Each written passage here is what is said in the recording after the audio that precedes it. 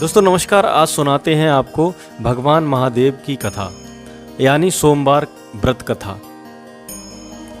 एक समय श्री भगवान महादेव जी मृत्युलोक में घूमने की इच्छा से गए, साथ में पार्वती भी गईं। वे विदर्भ देश की अरावती नगरी में जो सुखों से परिपूर्ण थी वहां पधारे। वहां के राजा द्वारा एक अत्यंत शिव मंदिर बनवाया गया था जहां वे रहने लगे। एक बार पार्वती जी ने शिव भगवान से चौरस खेलने की इच्छा की। तभी मंदिर में पुजारी था उसके प्रवेश करने पर माता ने पूछा कि इस बाजी में किसकी जीत होगी। तो ब्राह्मण ने कहा कि महादेव जी की, लेकिन पार्वती जी जीत गईं। तब ब्राह्मण को उसने झूठ बोलने के अपराध में कोढ़ी होने का श्राप दे दिया। कई दिनों के पश्चात देवलोक की अप्सराएं उस मंदिर में पधारी और उसे देखकर कारण पूछा। पुजारी ने कहा कि मैंने पार्वती जी को बोला कि भगवान शिव जीत जाएंगे, इसलिए उन्होंने मुझे श्राप दे दिया। तब अप्सराओं ने उसे ढांढस बंधाया और 16 सोमवार के व्रत करने की कथा बताई और पूरी विधि भी बताई कि इस विधि से 16 सोमवार का व्रत करो। इससे शिव जी की कृपा से सारे मनोरथ पूर्ण हो जाएंगे और आप रोग मुक्त हो जाओगे। फिर अप्सराएं स्वर्ग को चली गईं। ब्राह्मण ने 16 सोमवार का व्रत किया। करने के बाद रोग मुक्त होकर जीवन व्यतीत करने लगा। कुछ दिन उपरांत भगवान से पार्वती फिर पधारे। पार्वती जी ने उसे रोग मुक्त होने के कारण पूछा। तब ब्राह्मण ने सारी कथा बताई। अप्सराएं आई थीं, उन्होंने हमें बताया कि 16 सोमवार का व्रत करो। तो हमने व्रत स्टार्ट किया और हमारी सारी मनोकामनाएं और मैं रोग मुक्त हो गया। तो पार्वती जी ने भी यही व्रत किया। उन्होंने क्यों किया? उन्होंने इसलिए किया कि उनके जो पुत्र थे कार्तिक उनके पुत्र रूठे हुए रहते थे, माता जी से उनकी आज्ञा नहीं मानते थे। उन्होंने जब व्रत किया इस 16 सोमवार का तो कार्तिक जी अपनी माता के आज्ञाकारी पुत्र बन गए। परंतु कार्तिकेय जी ने अपने विचार परिवर्तन का कारण पूछा पार्वती जी से। तब पार्वती जी ने यही कथा उन्हें भी सुनाई। तो कार्तिक के भी मन में यही व्रत करने की इच्छा उठी और उसने 16 सोमवार का व्रत पूर्ण किया और उसकी सारी इच्छाएं पूरी हुई। उनसे उनके मित्र ब्राह्मण ने पूछकर यही व्रत किया। कार्तिकेय से पूछकर उनके मित्र एक ब्राह्मण जी थे, उन्होंने भी यही व्रत किया। फिर वह ब्राह्मण विदेश गया और एक राज के यहाँ स्वयंवर में गया।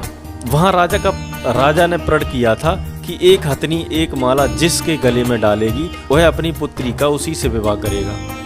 वहाँ शिव कृपा से हथनी ने माला उस ब्राह्मण के गले में डाल दी।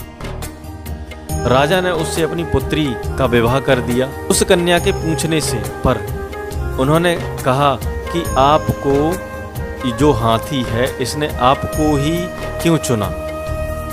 तो ब्राह्मण ने सारी कथा बताई कि मैंने 16 सोमवार का व्रत किया था और शिव जी की कृपा हमारे ऊपर है, इसलिए हम दोनों का विवाह हुआ। तब उस कन्या ने भी यही व्रत किया, 16 सोमवार का व्रत कर एक सुंदर पुत्र पाया। ब्राह्मण के एक सुंदर पुत्र हुआ। बाद में उस पुत्र ने भी यही व्रत किया और एक वृद्ध राजा का राज्य पाया। जब वह नया राजा सोमवार की पूजा करने गया तो उसकी पत्नी भगवान शिव पर श्रद्धा नहीं थी, इस कारण वह पूजा में नहीं गई।